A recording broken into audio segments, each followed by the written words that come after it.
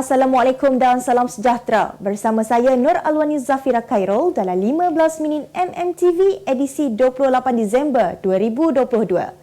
Kita mulakan laporan berita petang ini dengan penubuhan Kerajaan Persekutuan bersama Perikatan Nasional akan membawa lebih banyak mudarat kepada Barisan Nasional.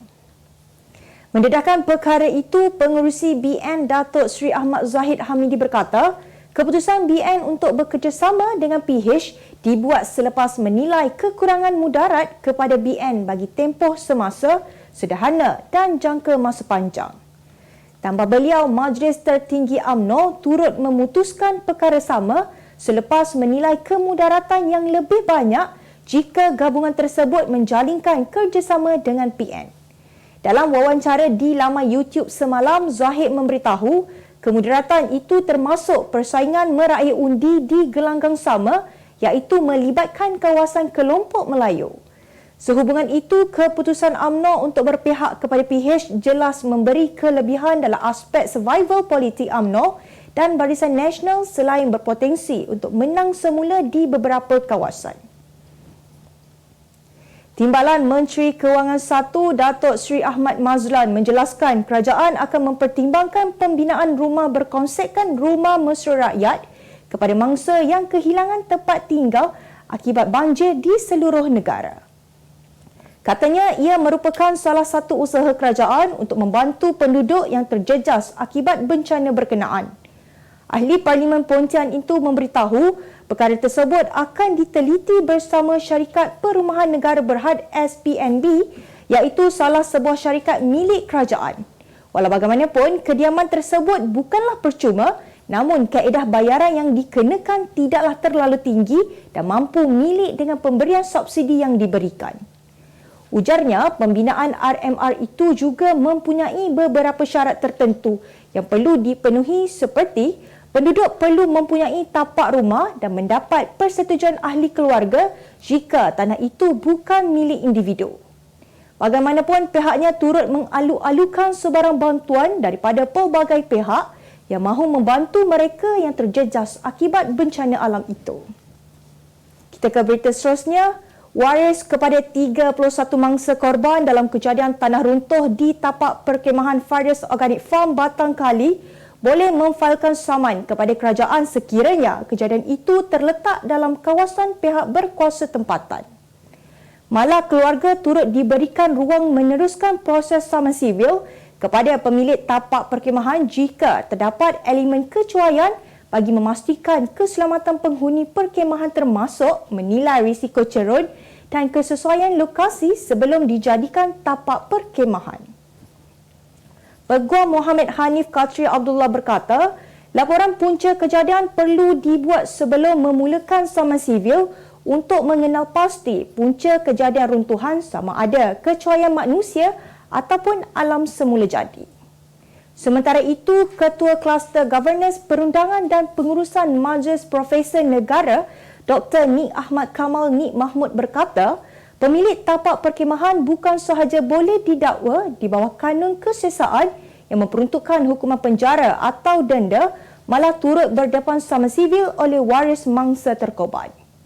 Menurut beliau, pemilik bertanggungjawab sepenuhnya memastikan keselamatan penghuni termasuk menilai risiko cerun dan kesesuaian lokasi. Jualan akhir tahun dengan tawaran diskaun tinggi yang ditawarkan peniaga hanyalah satu gimik untuk melariskan barangan dan menghabiskan stok lama. Presiden Persatuan Pengguna Subang dan Shah Alam KASA, Datuk Dr. Jacob Josh berkata, taktik berkenaan bertujuan untuk mengaburi mata pengguna, terutamanya mereka yang suka membeli belah pada hujung tahun. Tambah beliau lagi, meskipun ada barangan yang harganya menjunam hingga paras terendah, namun hakikatnya ia masih berada pada paras harga asal dan peniaga masih mampu mengaut keuntungan. Sepanjang tahun 2022, sebanyak 15 aduan dalam tempoh sebulan diterima pihaknya susulan taktik licik dan penipuan seperti itu. Menyedari hakikat sama, Ketua Aktivis Persatuan Pengguna Islam Malaysia Datuk Nazmin Johan mengakui wujud banyak penipuan berlaku dan peniaga mengambil kesempatan untuk melariskan jualan dan stok sebelum memasuki tahun baharu. Apa yang ada dengan Media Mulia Sendang Berhad? Di Media Mulia kami memaparkan berita-berita terkini, tepat dan sensasi menerusi Putusan Malaysia dan juga Kosmos. Berita-berita berkenaan isu semasa, politik, hiburan, sukan, laporan khas. Pelbagai segmen seperti program diskusi dan ruang bicara. Korang yang dipaparkan berkongsikan pemikiran baharu dan suara kontemporari. Mendapatkan perkembangan berita semasa melalui laman web dan juga platform media sosial kami, Putusan Online dan Kosmo Online. Kita kembali lagi.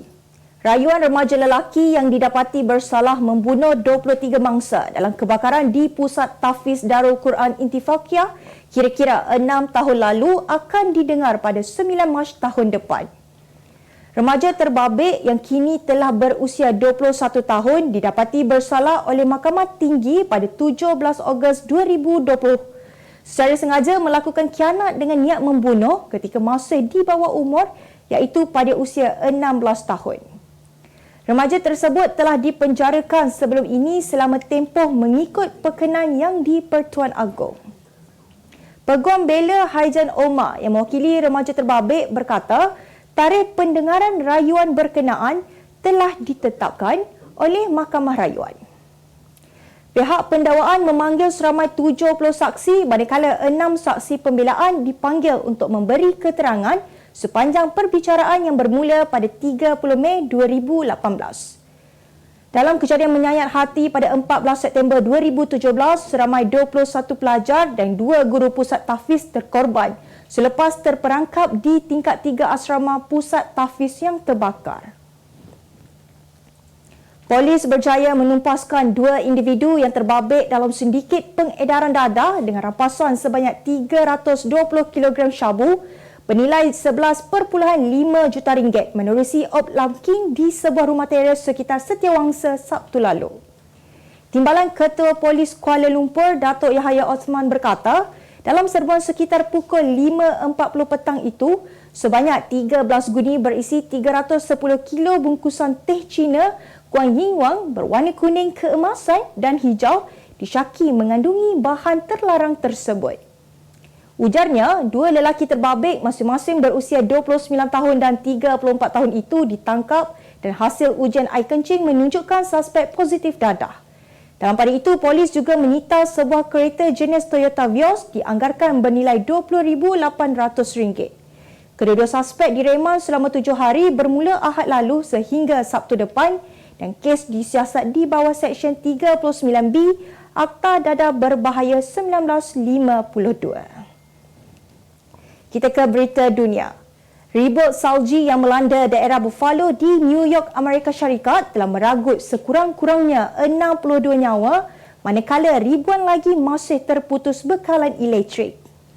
Keadaan itu juga telah menyebabkan ribuan penumpang terkandas di lapangan terbang seluruh negara dengan kira-kira 4,800 penerbangan dibatalkan pada pagi Selasa sahaja. Dalam situasi tegang itu juga, beberapa insiden rompakan turut dilaporkan di beberapa premis di pusat bandar. Menurut Suruhanjaya Polis Buffalo, Joseph Gramalia, 4 individu telah ditahan dipercayai terlibat dalam kejadian rompakan di kedai. Pihak berkuasa menjangkakan angka kematian akan meningkat dalam beberapa hari ini selain peningkatan suhu akan menyebabkan keadaan banjir di beberapa kawasan. Berita seterusnya, sebanyak 13,405 insiden melibatkan serangan menggunakan pisau berlaku dalam tempoh 12 bulan sekaligus menjadikan London sebagai bandar paling banyak merekodkan jenayah berkenaan. Angka itu didedahkan oleh pihak Polis Metropolitan apabila 49,991 jenayah tikaman yang tidak menyebabkan kematian direkodkan di seluruh England dan Wales antara tempoh Oktober hingga Jun lalu. Sebanyak 49,991 jenayah tikaman yang tidak menyebabkan kematian direkodkan di seluruh England dan Wales. Jumlah tersebut bersamaan 136 insiden setiap hari seperti dikongsikan oleh Pejabat Statistik Negara. Dalam tempoh sama, jenayah melibatkan pisau dilaporkan meningkat dari 10,605 kepada 11,232 kes dengan perbandingan 125 insiden bagi setiap 100,000 populasi. Data yang diperoleh antara Jun hingga November lalu mendapati sebanyak 6,843 jenayah melibatkan jenayah pisau dengan 1,973 daripadanya menyebabkan kecederaan atau kematian.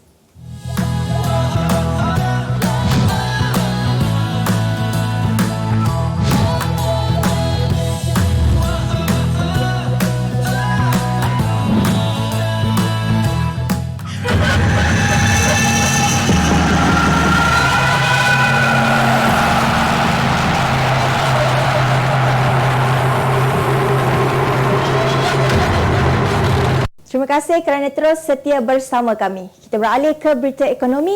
Kementerian Komunikasi dan Digital KKD memantau secara rapat isu pengambilan alih penggangan saham penuh pengurusan Menara Kuala Lumpur, Menara KL daripada Telekom Malaysia melalui anak syarikatnya Menara Kuala Lumpur Sendian Berhad kepada syarikat Hydroshop Sendian Berhad. Menteri KKD Fahmi Fauzi berkata pihaknya telah menerima taklimat terperinci berkaitan konsesi pengurusan Menara KL daripada Kementerian pada 14 Disember 2022 serta akan menerima satu lagi taklimat menyeluruh berhubung isu berkenaan daripada pihak TM pada 3 Januari 2023. Tambah beliau, kementeriannya juga bersedia untuk memberi kerjasama penuh sekiranya pihak berkuasa melakukan sebarang siasatan berhubung isu berkenaan.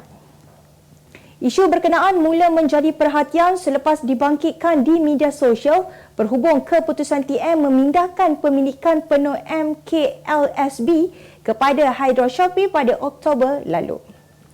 Pengguna laman sosial turut membangkitkan isu berkenaan selepas tiada pengumuman awam dibuat mengenai perjanjian berkenaan. Kita ke berita sukan. Skuad Harimau Malaya mengalami kekalahan teruk malam semalam selepas tewas 0-3 ketika menentang Vietnam pada aksi peringkat kumpulan B saingan Piala AFF 2022 yang bertempat di Stadium Maidin, Hanoi. Skuad negara di bawah kendalian Kim Panggon meletakkan kesebelasan terbaik bagi memastikan gawang negara tidak dibolosi Vietnam. Peluang keemasan pertama yang diraih tuan rumah pada minit ke-29 dimanfaatkan sepenuhnya oleh Nhu Yen Tin Ling apabila berjaya menanduk masuk gol pertama hasil daripada sepakan sudut untuk membolehkan Vietnam mendalui 1-0. Bersambung pada babak kedua, Panggon mengubah percaturan dengan memasukkan Safawi Rashid dan Nur Hakim Hassan. Namun skuad negara menerima tamparan apabila Azam Azmi Murad dilayangkan kad merah dan Vietnam berjaya meraih gol kedua hasil sepakan penalti pada minit ke-64. Skuad Naga Emas berjaya melengkapkan kemenangan ke atas Malaysia selepas Nguyen Hong Duke meledakkan gol ketiga buat Vietnam pada minit terakhir perlawanan. Skuad negara yang kini meraih 6 mata selepas mengharungi 3 perlawanan bakal menentang Singapura pada aksi terakhir kumpulan B di Stadium Nasional Bukit Jalil 3 Januari depan dan ianya merupakan misi perlu menang untuk memastikan skuad Harimau Malaya melangkah ke separuh akhir.